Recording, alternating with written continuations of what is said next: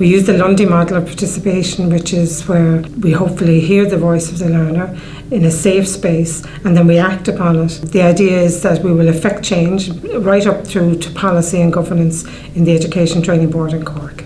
I myself have a disability and use a wheelchair, and being able to have classrooms move downstairs, for example, right through to changes in the curriculum. We've influenced how assessments are devised and we've held wellbeing days, so there are various benefits. When I signed up for it, wasn't really sure what I was getting myself into, but I thought it was a good way of just helping people, and I was like, I want to have a good impact on the world, so that's why I joined. And it's been a really good experience for me, especially as a young age, just being able to work in a team. So the program has definitely impacted my life in so many ways.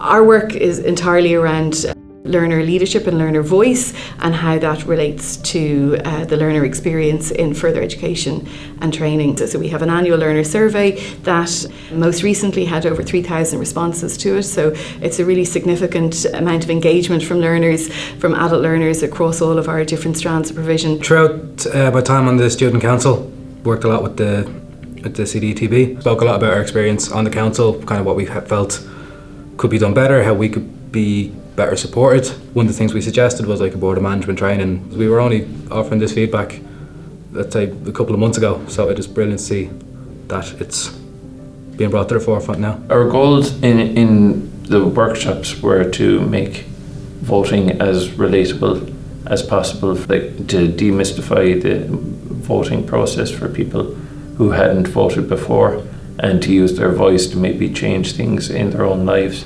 and to feel a more active participant in their own society and their own community around them, and having their say about the things that affected them day to day. We did a pre-budget submission up in Leinster House, and I was fortunate enough to be picked to speak to TDs and TDs assistants on the day about the kind of issues people with disabilities faced and what we would like to see put in place in the future. Come forward just from gaining the confidence from the voter education and being able to help other people gave me the confidence to realise, well, my voice matters too and I can actually make a change. So it definitely has impacted my life. The focus of Beyond the Barriers was to, I suppose we're very focused on learner voice in LOE2B, and we have such a fantastic group of students. So it was to bring that group together and learn together, and there's so much stigma attached to literacy. So we went back to the students after we had done the learner voice bit and that we had built the foundation with them to ask them if they were interested in going on camera to share some of their journeys, and 12 students came on board to participate in the videos. And I suppose the focus was really about sharing that journey and for other people to be inspired by that, and that's exactly what it has achieved.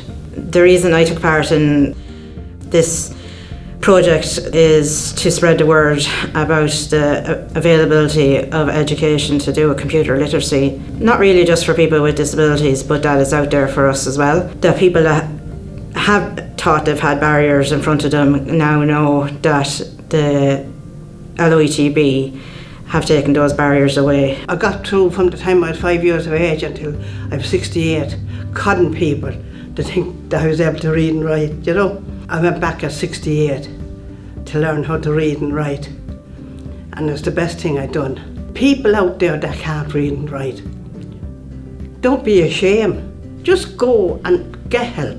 I'm doing more than what I thought I'd be able to do, and I'll be there for anyone that wants help, and all they have to do is just pick up the phone and ring.